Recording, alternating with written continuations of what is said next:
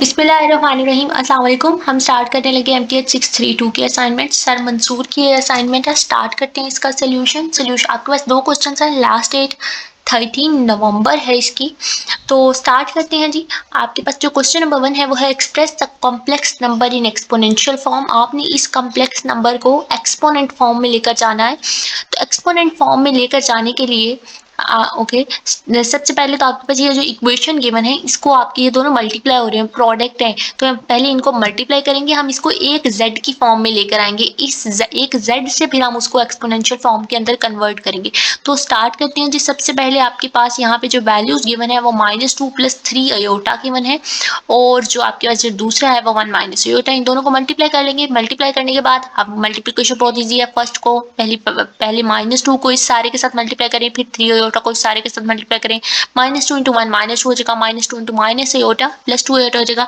3 aorta × 1 3 aorta ही रहेगा। 3 aorta × -aorta आपके पास -3 aorta का स्क्वायर हो जाएगा, और अयोटा स्क्वायर आपको पता है -1 के इक्वल होता है, तो आपने यहाँ पे -1 पुट कर दिया। माइनस माइनस प्लस हो जाएगा, ये एज इट इज आ गया।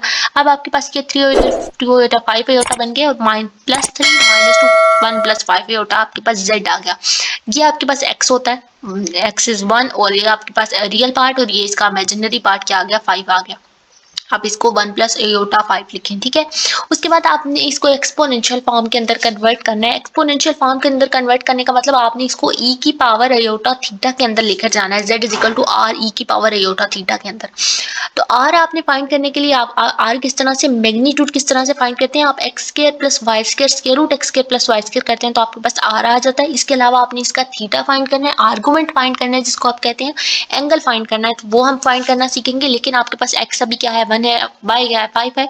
आप इसका स्क्वायर लेंगे, आपके पास स्क्वायर रूट 26 r आ चुका है।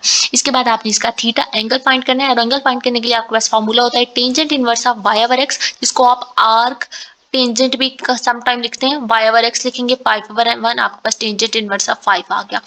इसके बाद आपके पास जो इसकी फॉर्म है r e की पावर अयोटा थीटा, r लिखा आपने square root 26, e as it is, iota as it is, और थीटा की वैल्यू पुट की टेंजेंट इनवर्स ऑफ 5। आप यहाँ पे आर्क टेंजेंट 5 भी लिख सकते हैं, उसका मतलब भी आर्क टेंजेंट 5 का मतलब भी टेंजेंट इनवर्स ही होता है, ठीक है। अब आपके पास जो z है एक्सपोनेंशियल फॉर्म के अंदर जब हमने इसको लिखा तो आपके पास ये फॉर्म आ चुकी है। अगर इसकी थोड़ी सी मजीद सिंप्लीफिकेशन करेंगे तो आप इसके टेंजेंट को मजीद सिंप्लीफाई कर सकते हैं, अदरवाइज आपके पास यही इसका सोल्यूशन। इसके बाद जो क्वेश्चन नंबर 2 है वो कहता है कि नंबर 2 के अंदर उसने आपको जो फंक्शन ऑफ z दिया है उसको हमने z के अंदर कन्वर्ट करना है।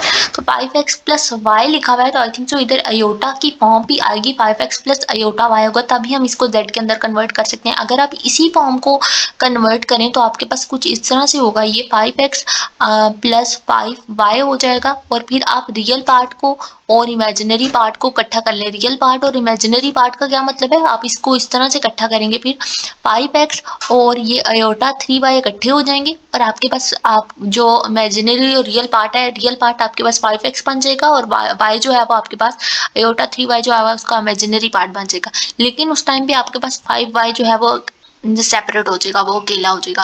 आपके पास वो वाली वैल्यू कहीं एक्सपेंड या हम उसको सिंप्लीफाई नहीं कर सकते, तो इसलिए मैंने इसको 5x + अयोटा y किया। 5x + अयोटा y अंदर मल्टीप्लाई करेंगे, अयोटा 5y आपके पास अयोटा 3y दोनों प्लस हो जाएंगे, अयोटा 8y बन गया।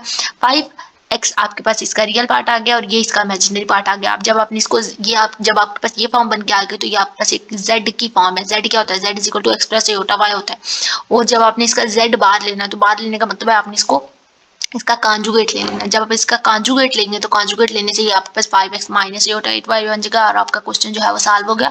हमने इस फंक्शन ऑफ z को इन टर्म्स ऑफ z और फिर हमने z बार में लिखा। होप सो आपको क्वेश्चन समझ आएगा। अगर फिर भी कोई पॉइंट समझ नहीं आता तो आप मुझे कमेंट सेक्शन में बता दें। इसके अलावा भी आपको एमटीएच 632 की असाइनमेंट जो नंबर 2 है, जो सर आसिफ अली की असाइनमेंट है, उसका सोल्यूशन मिल जाएगा। अभी तक के लिए इतना ही। अल्लाह हाफिज़, थैंक यू।